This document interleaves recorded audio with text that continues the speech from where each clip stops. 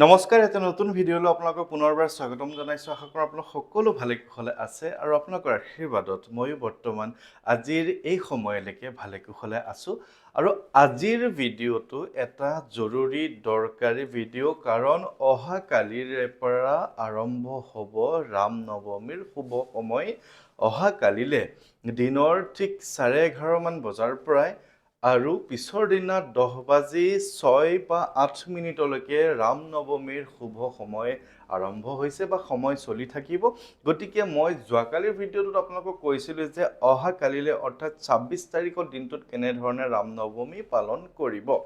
ইয়াতে কথা দুটা আছে যে ৰাম নৱমী 26 আৰু 27 বিভিন্ন ঠাইত বেলেগ বেলেগ ঠাইত দুইটা দিনতে পালন কৰা হ'ব, কাৰণ দুইটা দিনতে সময়খিনি পোৱা যাব। কিন্তু কথাটো এইটোৱে যে প্ৰভু শ্ৰী ৰামচন্দ্ৰৰ জন্ম দুপৰীয়া সময়ত হোৱা বুলি কোৱাৰ কাৰণে 26 তাৰিখে দুপৰীয়া সময়টো পাব আৰু 27 তাৰিখে দুপৰীয়া সময়টো নাপায়। কিন্তু দিন হিচাপে চালে 26 আৰু 27 দুইটা তাৰিখেই আচলতে ৰাম নৱমীৰ শুভ সময়খিনি হ'ব। গতিকে 26 তাৰিখৰ নিয়মখিনি যোৱাকালি কৈছিলোঁ, আৰু 27 তাৰিখৰ পৰা আপোনালোকে জানেনে যে 27 তাৰিখৰ পৰা যদি 7 দিনৰ আপোনালোকে সংকল্প লয়, 27, 28, 29, 30, 31, 1 আৰু 2, অৰ্থাৎ 7 দিনৰ সংকল্পৰ শেষৰ দিনা 2 তাৰিখে হ'ব হনুমান জয়ন্তী বা হনুমান প্ৰভুৰ জন্মদিন। এইফালে আৰম্ভ কৰিব আপোনাৰ জন্মদিনৰ দিনৰ পৰা আৰু শেষ কৰিব হনুমানজীৰ জন্মদিনৰ দিনা। অৰ্থাৎ এই যিটো মাজৰ সময়খিনি, এই এটা সপ্তাহ বুলি কওক বা 7 দিনৰ যিখিনি সময়খিনি অত্যন্ত শুভ, অত্যন্ত লাভদায়ক, আৰু আপোনালোকে যি বিচাৰে সেইখিনি আপোনালোকে পাব। টকা পইচাখিনি বাদ দি, যে বহুতে আকৌ ধাৰৰ বাবে লৈ ল'ব, সেই কথাটো মই আগতে ক্লিয়াৰ কৰি লোৱা যে ধাৰ ঋণৰ কথাটো সুকীয়াকৈ ৰাখিব। ঋণ হৈছে সংকল্প লওক কৰ্মস্থান প্ৰাপ্তিৰ বাবে। যদি আপুনি কাৰোবাক ধাৰলৈ দি টকা পোৱা নাই, পাবৰ বাবে সংকল্প লওক। কিন্তু এই বুলি একেবাৰে ভগৱানক নক'ব যে হে প্ৰভু ধাৰখিনি মাৰি দিয়ক। তেওঁ কেতিয়াও আপোনাৰ বৰ্তমান সময়ত ধাৰখিনি মাৰিব নোৱাৰে। আপোনাৰ উপযুক্ত কৰ্মস্থান দিব, ব্যৱসায় বাণিজ্য উন্নতি কৰি দিব, বা আপোনাৰ এনে কিছুমান ৰাস্তা সুচল কৰি দিব বা ৰাস্তা মুকলি কৰি দিব, যাৰ দ্বাৰা আপুনি আচলতে লাভৱান হ'ব আৰু আপোনাৰ ধাৰ ঋণবোৰ মুকলি বা মাৰিব পাৰিব। এই সময়খিনিত আপোনালোকে কৰিব লাগিব সংকল্প। সংকল্পৰ বাবে থাপনাখন একেখনেই মই আগতে যেনেধৰণে কওঁ যে আপুনি স্থিৰ কৰিব লাগিব যে আপুনি কেনেধৰণৰ এখন ফটো ল'ব। ফটোখন বিভিন্ন ভংগীমাত থকা হনুমানজীৰ ফটো পোৱা যায়, কিন্তু মই আপোনালোকক ক'ম যে আপোনালোকে কৃপা কৰি যিহেতু ৰামচন্দ্ৰৰ জন্মদিনৰ পৰা হনুমানজীৰ জন্মদিনলৈকে পাব, হনুমান জয়ন্তীলৈকে পাব, আপুনি কৃপা কৰা ফটোখন এনেধৰণে তেওঁ বহি বা থিয় হৈ কৃপা কৰি থকা ফটো পোৱা যায়, বা আপোনালোকে পাহাৰ দাঙি থকা এনেধৰণে ফটোখন পোৱা যাব, বা পঞ্চমুখৰ হনুমানজীৰ ফটো পোৱা যাব। তান্ত্ৰিক বাধা, ঘৰখনৰ ভূত প্ৰেতৰ বাধা, কোনোবাই কিবা অপকাৰ কৰি থোৱা বাধা, বা তেনেধৰণৰ বাধাবোৰৰ কাৰণে আপুনি পঞ্চমুখী হনুমানজীৰ ফটো লওক। ঘৰখনত চাকৰি প্ৰাপ্তি, সন্তান প্ৰাপ্তি, ঘৰখনত বিভিন্ন শুভ কাম হোৱা নাই, তাৰ বাবে আপোনালোকে পাহাৰ ডঙা ফটো লওক। পাৰিবাৰিক শান্তি, সুখ সমৃদ্ধি, মংগলৰ বাবে, বা আপোনাৰ একো সমস্যা নাই তথাপি আপুনি ঘৰখনৰ মংগলৰ বাবে আপুনি সংকল্প ল'ব বিচাৰিছে, আপুনি কৃপা কৰা ফটোখন লওক। গতিকে আশা কৰোঁ আপোনালোকে এই কথাখিনি বুজিব পাৰিছে। এতিয়া কথাটো হ'ল যে আপুনি সংকল্প থাপনাখন কেনেকৈ পাতিব, কোনদিনা কেনেধৰণে কি প্ৰসাদ দিব, কেনেকৈ কি নিয়ম কৰিব। এতিয়া কথা হ'ল যে অহাকালিলৈ আপোনালোকে 26 তাৰিখৰ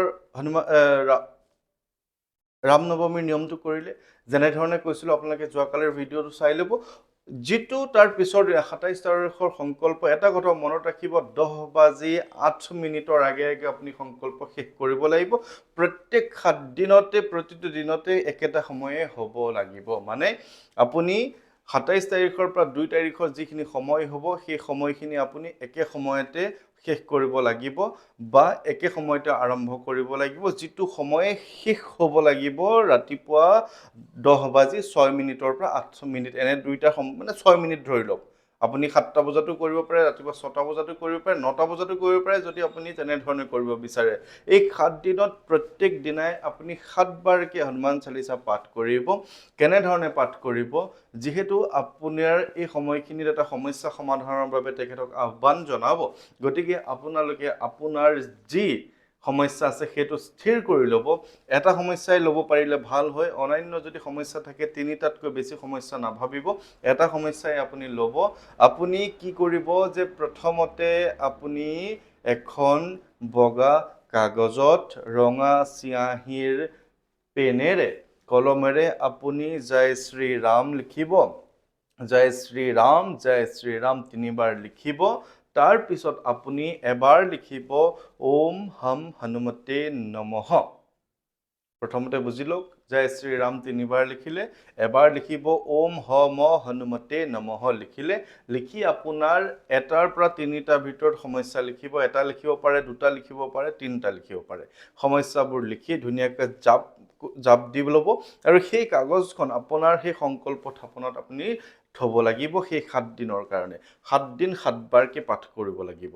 আপুনি কথাটো বুজি ল'ব যে সংকল্প থাপনাখনৰ কাৰণে প্ৰথমতে এখন পীৰা পাৰিব।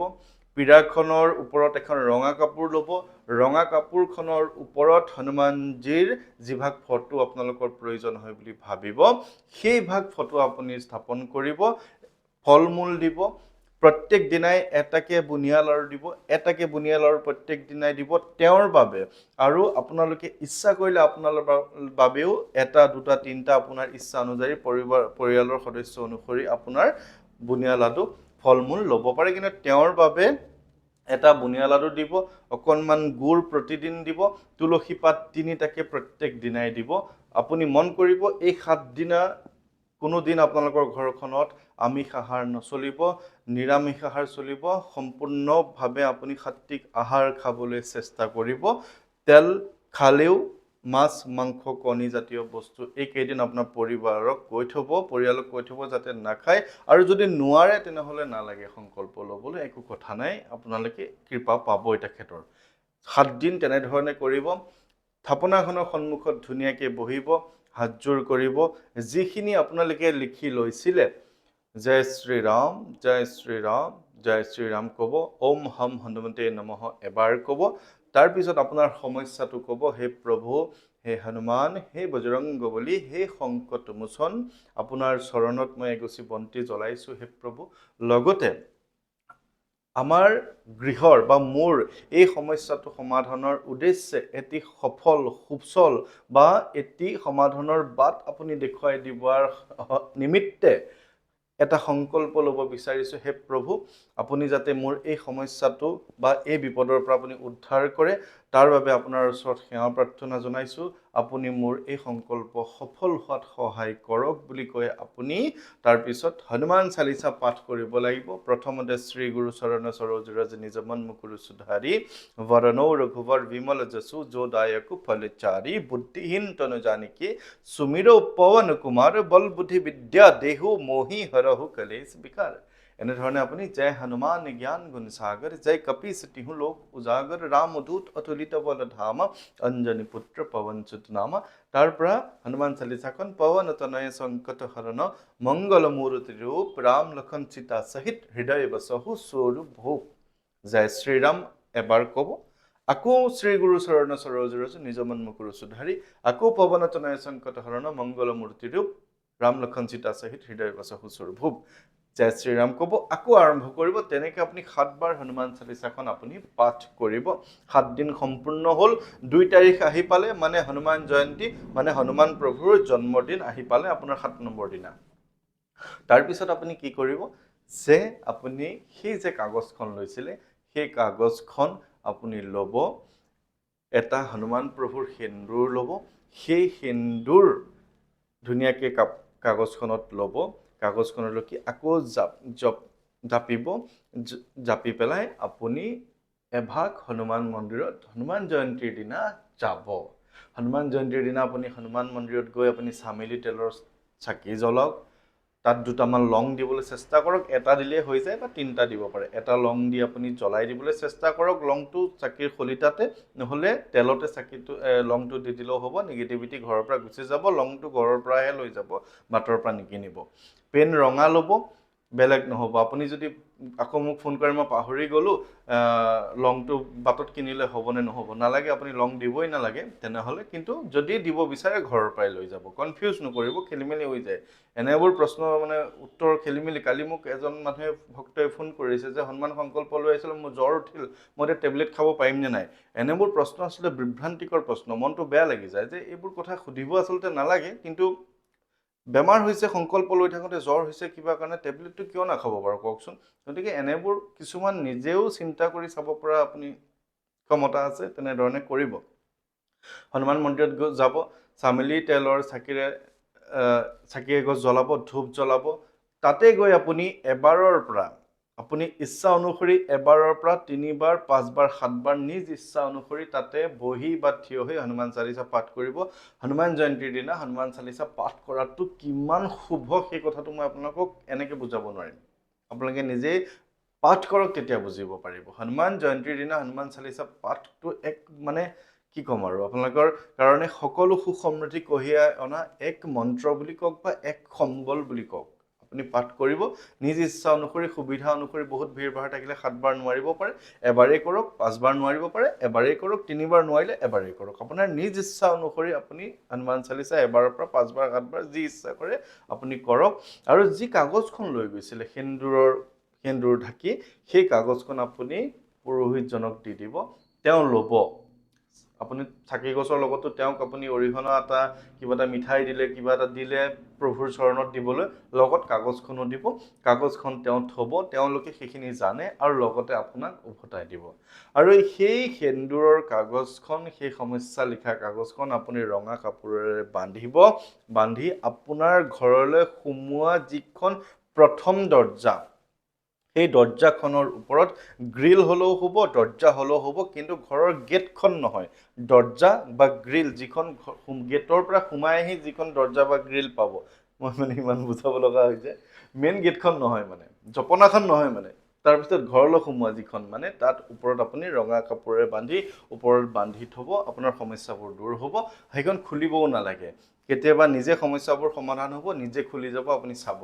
গতিকে এনেধৰণে এই কামখিনি কৰক, আপুনি শুভ ফল পাব। হনুমান জয়ন্তীৰ ৰাম নৱমীৰ দিনাৰ পৰা হনুমান জয়ন্তীৰ দিনলৈকে 7 দিনৰ 7 বাৰকৈ হনুমান চালিচা পাঠৰ সংকল্প লওক। দিনৰ ৰাতিপুৱা 10:06 আগে প্ৰত্যেক দিনাই সমাপন কৰক। আপোনাৰ যি মনৰ ইচ্ছা আছে সেইখিনি পূৰ্ণ হ'ব, আপুনি চাওক। আৰু ভগৱানক এটাই ক'ব, এই সমস্যাটো বা এই সমাধানটো বা এই বিপদৰ পৰা উদ্ধাৰ কৰাত যাতে আপুনি মোক সহায় কৰে। তেনেধৰণে কৰক আৰু সমস্যাবোৰ এনেধৰণে লিখিব, হে প্ৰভু, মোৰ ইমানটো টকা আনক দিয়া হৈছিলে, পোৱা নাই, আপুনি পাওঁতে যাতে সহায় কৰে। মোৰ ল'ৰাৰ চাকৰি হোৱা নাই, চাকৰিটো হ'বৰ বাবে আপুনি যাতে কৃপা কৰে। মোৰ বিবাহ হোৱা নাই, মোৰ বিবাহত যাতে বিলম্ব আৰু নহয় তাৰ বাবে কৃপা কৰক। মোৰ সন্তান প্ৰাপ্তি হোৱা নাই, মোৰ সন্তান হোৱাত যদি কিবা বাধা বিঘিনি আছিলে, সেই বাধাবোৰ দূৰ কৰাত আপুনি সহায় কৰক। তেনেধৰণে হৈ গ'ল বুলি এটা ছিষ্টেম আছে, সেইটো নহয়।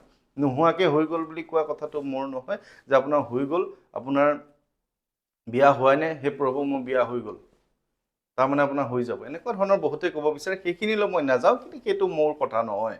মই যেনেধৰণে কৈছোঁ আপুনি কৰিবলৈ চেষ্টা কৰক, আপুনি ফল পাব। নাপালে মোক আকৌ ক'ব, মই আছোঁ নহয় আপোনালোকৰ লগত। গতিকে এনেধৰণে কৰক। হনুমান জয়ন্তীৰ লগতে ৰাম নৱমীৰ শুভেচ্ছা আগতীয়াকৈ জনাইছোঁ। ভালে থাকক। কালিলৈ গৈ আছোঁ নগাঁও, গতিকে নগাঁৱত যিসকল লোকে নিমন্ত্ৰণ কৰিছিল তেওঁলোকক লগ পাম। তাৰপিছত বিভিন্ন নিমন্ত্ৰণ আছে, সেইবোৰ ল'বলৈ চেষ্টা কৰোঁ। সদ্যহতে আপোনালোক সকলোৰে মই কুশল মংগল কামনা কৰিছোঁ। ৰাম নৱমী আৰু হনুমান জয়ন্তীৰ নিয়মটো কৰক, আপোনালোকে ভাল ফল পাব। ভালে থাকক, কুশলে থাকক, ঈশ্বৰে মংগল কৰক। জয় শ্ৰী ৰাম।